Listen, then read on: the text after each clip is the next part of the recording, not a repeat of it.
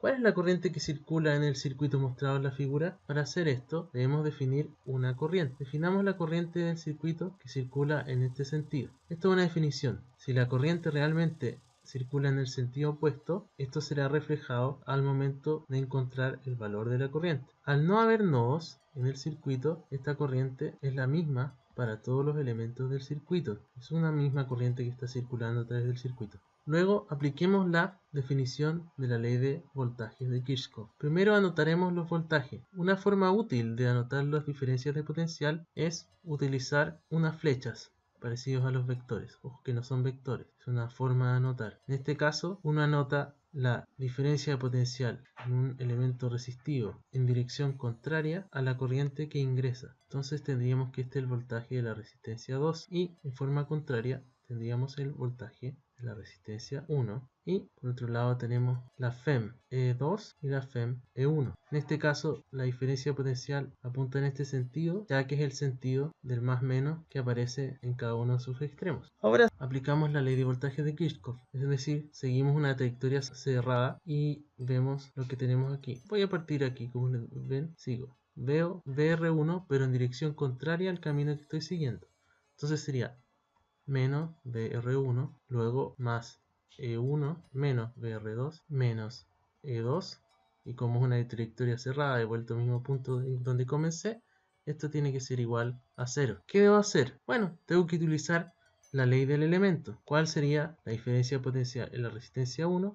Su resistencia 1 por la corriente, y en la resistencia 2 su resistencia por la corriente. Entonces aquí tendríamos menos R1 por I más E1 que es 6 menos R2 por I menos E2 que es 4, y esto tiene que ser igual a 0. Si se fijan, aquí podemos factorizar por la corriente y esto sumamos las diferencias de potencial de las baterías y nos va a dar igual a 2. Pero tenemos los valores de resistencia. R2 vale 1 ohm y R1 vale 3 ohm, por 4 igual a 2, por lo que finalmente la corriente es igual a 0,5 amperes. Y es fácil ver que en el caso de R1 la diferencia potencial es de 1,5 volt y en el caso de R2 la diferencia potencial es de 0,5 volt. Y si reemplazamos estos valores aquí, menos VR1 1,5, si recordamos que esto era 6 y esto es 4 y esto es 0,5, la suma de todos estos valores, menos 1,5 más 6 menos 0,5 menos 4, lógicamente es igual a 0. Por lo tanto, este circuito satisface la ley de voltaje de Kirchhoff, y al ser una sola rama es muy fácil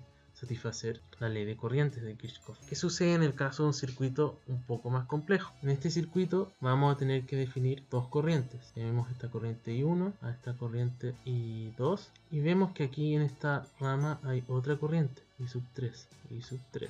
Tenemos I1 e I2. La ley de corrientes de Kirchhoff nos dice que I1 más I2 debe ser igual a I3 por simple conservación de la carga, mientras que las leyes de voltajes de Kirchhoff se deben realizar siguiendo trayectorias. Entonces llamemos este nuevamente E1, esto le vamos a llamar E2 y de nuevo este I1, llamemos a este VR1, VR3, VR2. Realicemos entonces una ruta cerrada.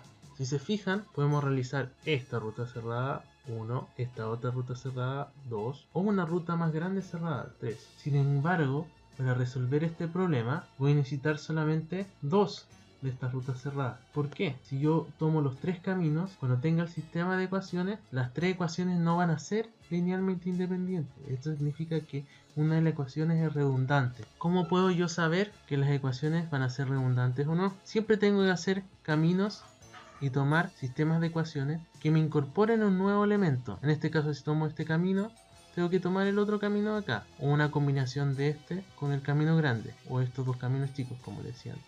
En este sistema no es muy difícil confundirse, pero si hay problemas donde tienen más mallas, puede ser un problema. Entonces una forma fácil simplemente es siempre utilizar las mallas, ¿ya? Entonces utilicen estos caminos cerrados, este otro, ¿ya? De esa forma siempre van a estar seguros de que están resolviendo un sistema de ecuaciones linealmente independiente. Hagamos este camino entonces. Voy a partir de acá. Este camino sería E1 menos PR1 menos PR3 igual a 0. Mientras que este camino puedo recorrerlo así, partiendo de este punto. sería E2 menos R2 menos, fíjense que ahora estoy orientado opuesto de nuevo en mi camino, VR3 igual a 0. Ahora recordemos que VR1 es I1 por R1, VR2 es I2 por R2 y VR3 es I3 por R3, que por la ley de corrientes no es nada más que R3 por I1 más I2. Finalmente, si reemplazo los valores, voy a terminar con el sistema de ecuaciones siguiente. 6 menos 4 I1 menos 1 por I1 más I2 es igual a 0. Y 4 menos 2 I2 menos 1 por I1 más I2 es igual a 0. ¿Cómo resuelvo este sistema? Entonces, como les dije, teníamos el sistema anterior. Este sistema puede ser simplificado y es reescrito como 6 menos 5 I1 menos 1 por I2 es igual a 0 y 4 menos 3 I2 menos 1 y 1 es igual a 0. Entonces aquí tengo un sistema de ecuaciones. Llamemos esta la ecuación 1 y la ecuación 2. Si la ecuación 1 la multiplico por menos 3, voy a tener la ecuación 3, la cual dice que es menos 18 más 15 y 1 más 3 y 2 igual a 0. Si sumo la ecuación 3 más 2, voy a tener 4 menos 18 más 15 y 1 menos 3 y 2 menos 1 y 1 más 3 y 2 igual a 0. Si se ven, hice esto para cancelar justamente esta corriente con esta de acá. Luego esto se simplifica y llegamos a menos 14 más 14 y 1 igual a 0. Eso implica que la corriente I1 es igual a 1 amperes. Y si reemplazo este valor en la ecuación 2, tenemos 4 menos 3 y 2 menos I1 igual a 0. Por lo tanto, 3 menos 3 y 2 igual a 0. Eso implica I2 igual a 1 amperes. Y como la corriente I3 era I1 más I2, eso implica que son 2 amperes. Podemos también simular el circuito que hemos calculado hasta ahora. Tenemos aquí los 4 volts, que era esta fuente de voltaje, y los 6 volts. Tenemos la resistencia de 1 ohm, de 4 ohm y 2 ohm. Vemos cómo aquí circulan los electrones. Si se fijan, la dirección de los electrones es contraria a la dirección de la corriente, como explicaba anteriormente.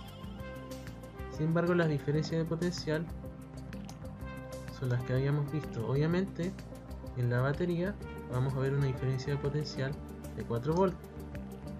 ¿Cuál es la diferencia de potencial en esta resistencia? 2 volts. Y en esta es 2 volts.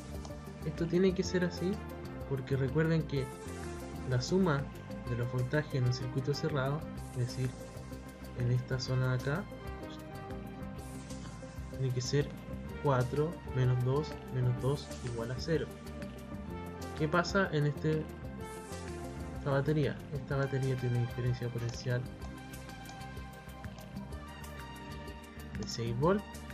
Y por lo tanto, si este ya vimos que tenía 2 volts, necesariamente el otro tiene que tener 4 volts. Que es el caso que vemos aquí. Y las corrientes son las que habíamos calculado. En este caso 1 amper y 2 amperes.